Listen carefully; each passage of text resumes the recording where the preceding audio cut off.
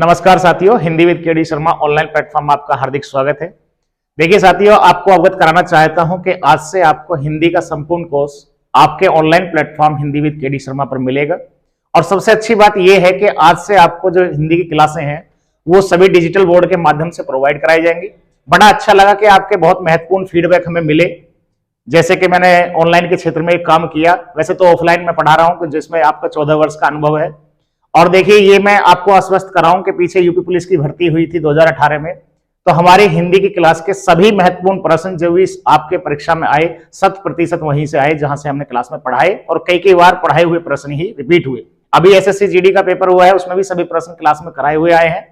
तो अभी ऑनलाइन में जो हमने प्लेटफॉर्म में क्लासें बनाई उसमें कुछ कमियां थी, उनको भी सुधार किया गया है। और बीच में गैप इसीलिए रहा कि हम इसके इंतजार में थे कि डिजिटल बोर्ड आएगा और आपको और अच्छा बेहतरीन कंटेंट प्रोवाइड कराने का प्रयास किया जाएगा, क्योंकि ये समय की मांग है, हमें समय के अनुसार ही चलना है। मुश्किलें दिल का हौसला आजमाती हैं, ख्वाबों को निगाहों पर से हटाती हैं। मुश्किलें दिल का हौसला आजमाती हैं, ख्वाबों को निगाहों पर से हटाती हैं, मगर हार मत है मुसाफिर, ये ठोकरें ही चलना सिखाती हैं। तो साथियों, अपने आप को कभी भी दीनहीन कमजोर बिल्कुल साबित मत कीजिए। अपने आप की प्रशंसा स्वयं कीजिए। जो हम कर सकते हैं वो कोई और कर ही नहीं सकता। तो देखिए, अपना संघर्ष जारी रखिए। और सुविधाओं के मोहताज वो लोग होते हैं जिन्हें कुछ करना नहीं होता। भाग्य के भरोसे वो बैठते हैं जिन्हें कुछ करना नहीं होता। आप लगे रहिए, निश्चित ही आप एक दिन सफलता हासिल करेंगे। और इस दुनिया में हर चीज का विकल्प है, लेकिन साथियों एक चीज का विकल्प नहीं है, वो क्या है? परिश्रम। परिश्रम का कोई विकल्प नहीं है।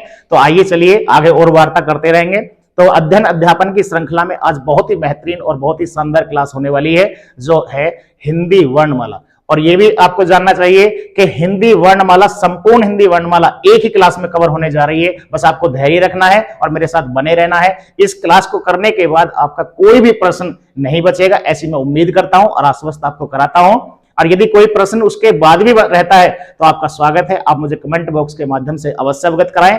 निश्चित ही आपका जवाब दिया जाएगा और शायद समाधान होगा, 100% आपका उसका सॉल्यूशन मिलेगा। तो आइए बिना विलंब के आज की क्लास प्रारंभ करते हैं। तो आज हमारी क्लास का है हिंदी वर्णमाला, संपूर्ण हिंदी वर्ण विचार। देखिए, भाषा क्या है? भाषा जन्मजात होती है, जो हमें अनुकरण से, परिवेश से, माहौल से सीखने को मिलती है। हमारा आज का टॉपिक है हिंदी वर्णमाला। हिंदी वर्णमाला।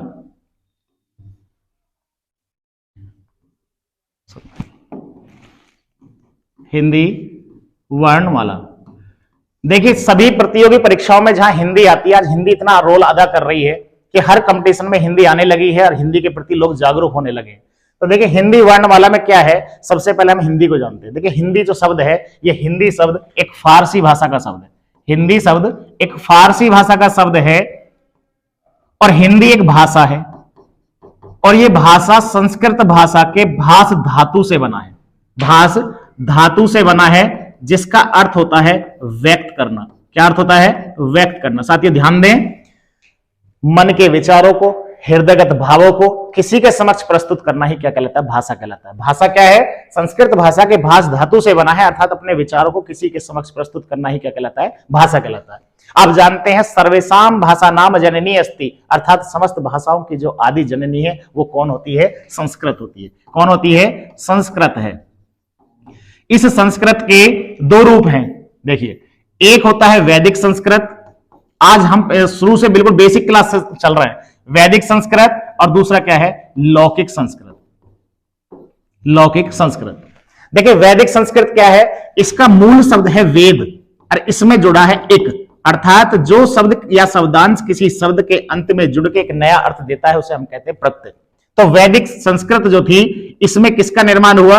वेदों का निर्माण हुआ, जिनकी संख्या थी 4। इसमें सबसे प्राचीन वेद कौन है? वो है ऋग्वेद।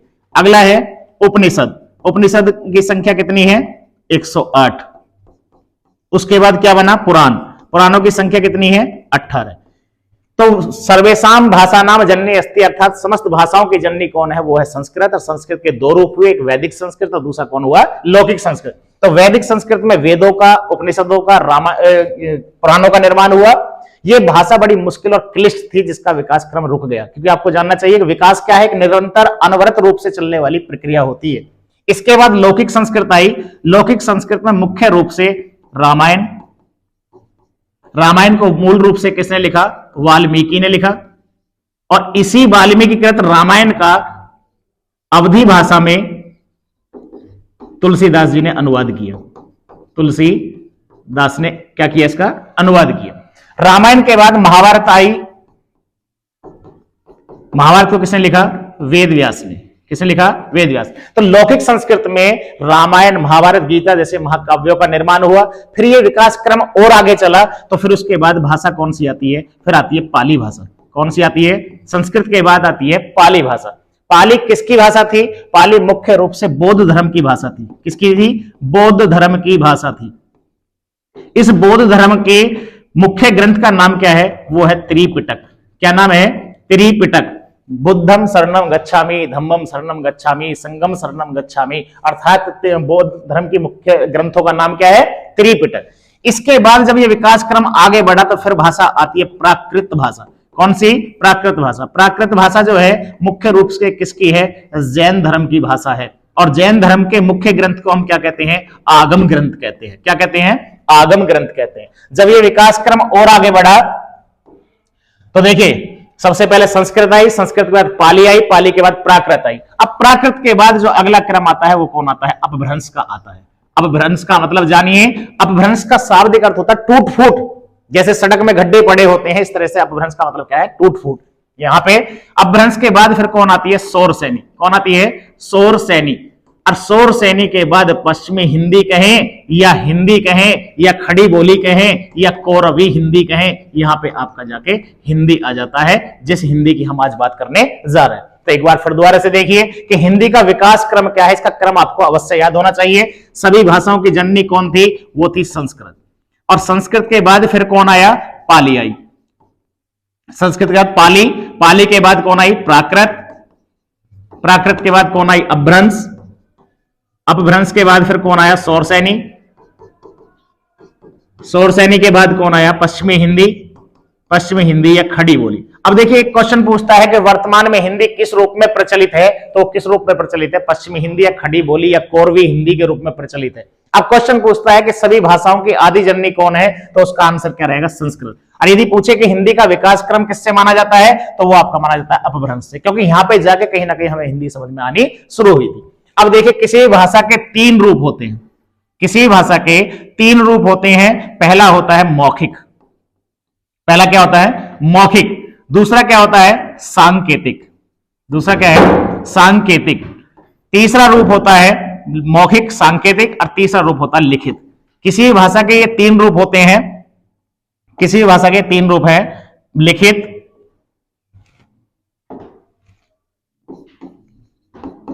देखिए मौखिक भाषा क्या है? ऐसी भाषा जिसे आप मौखिक रूप से व्यक्त करते हो वो क्या कहलाती है? मौखिक भाषा।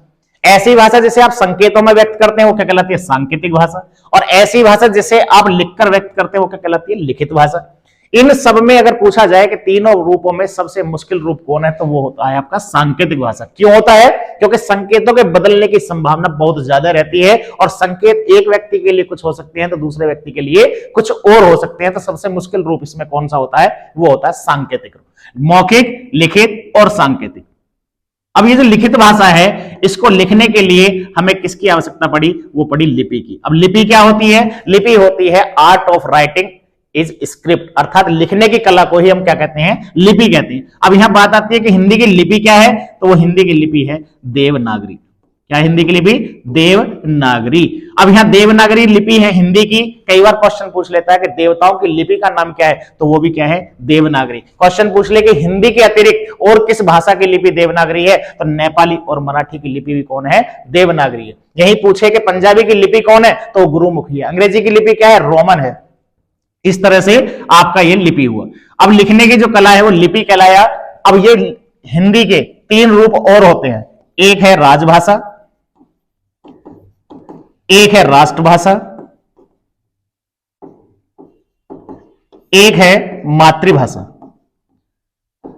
पहले लिखना चाहिए था इसको मातृभाषा, कोई बात नहीं, आप समझिए देखिए मातृभाषा क्या है कि जब बच्चा माँ के गर्भ में होता है तभी से उसका विकास होना शुरू हो जाता है, और माँ के संपर्क में रह के जैसे वो भाषा सीखता है, क्योंकि सबसे ज्यादा हमारे ऊपर प्रभाव जो होता है हमारी माँ की भाषा का होता है, तो माँ के संपर्क में रहने से, अनुकरण से जैसी भाषा सीखते हैं उसे कहते हैं मातृभाषा।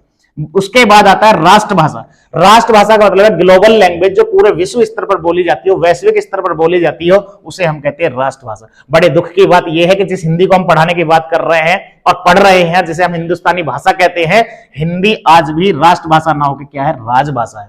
इस राजभाषा को भाग 17 अनुच्छेद 343 का ए भी मिल सकता है, ए भी मिल सकता है। तो भाग 17 अनुच्छेद 343 में 14 सितंबर 1949 में इसे राजभाषा का दर्जा दिया गया, अर्थात राजकाज की भाषा संवैधानिक रूप से इसे घोषित किया गया।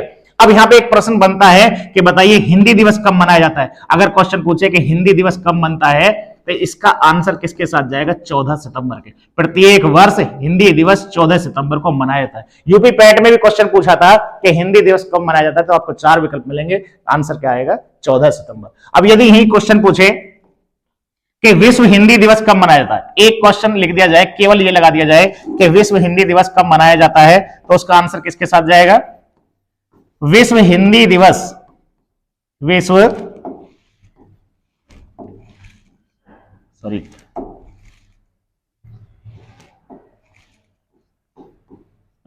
हिंदी दिवस। अगर विश्व हिंदी दिवस की बात करता है तो ये आपका जाएगा 10 जनवरी के साथ। दोनों क्वेश्चन को बड़े ध्यान से सुनेंगे। हिंदी दिवस 14 सितंबर में मनाया जाता है और विश्व हिंदी दिवस 10 जनवरी को मनाया जाता है। क्यों? क्योंकि 10 जनवरी 1975 नागपुर महाराष्ट्र में प्रथम विश्व हिंदी सम्मेलन हुआ था। तब से ही प्रत्येक वर्ष 10 जनवरी को विश्व हिंदी दिवस मनाया जाता है। तो देखिए, अब हमने हिंदी के सामान्य से परिचय में यह जाना कि हिंदी एक फारसी भाषा का शब्द है। हिंदी एक भाषा है। भाषा संस्कृत भाषा के भाष धातु से मिलकर बना है, जिसका अर्थ होता है व्यक्त करना, अर्थात मन के विचारों को, मन के भावों को किसी के समक्ष प्रस्तुत करना ही क्या कहलाता है, भाषा कहलाता है। भाषा के 3 रूप होते हैं, मौखिक, लिखित और सांकेतिक। मौखिक भाषा जिसको बोलकर व्यक्त किया जाए, सांकेतिक भाषा जिसको संकेतों में व्यक्त किया जाए, लिखित भाषा जिसको लिखकर व्यक्त किया जाए। मौखिक, लिखित और सांकेतिक भाषा में सबसे मुश्किल रूप जो होता है वो होता है सांकेतिक भाषा, क्योंकि संकेतों के बदलने की संभावना अधिक होती है और संकेत एक व्यक्ति के लिए कुछ है तो दूसरे व्यक्ति के लिए कुछ हो सकते हैं।